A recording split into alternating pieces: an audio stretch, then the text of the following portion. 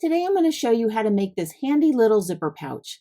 I'm going to be using one of my quilted panels. Please comment quilt below if you'd like to see that full tutorial. I'm using this panel because I want this bag to have that extra stability and hold its shape really well.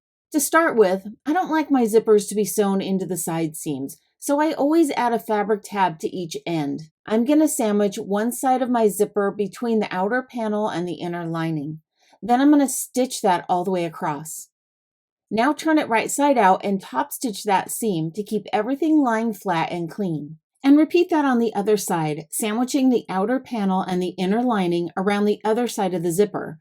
The two outer panels should be facing right sides together. And then top stitch that side of the zipper the same way you did the other side. Now unzip the zipper, then open up the fabric like this, putting the right sides together for the outside and the right sides together for the lining of the bag.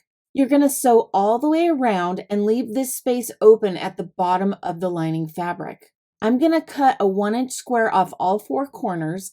You can either use a ruler for this or use a pattern piece. Now I'm going to bring the fabric together like this, lining up the seams, and then I'm going to stitch this line. Repeat that on the other 3 corners. Now you can turn your bag right side out and stitch closed that opening in the lining fabric.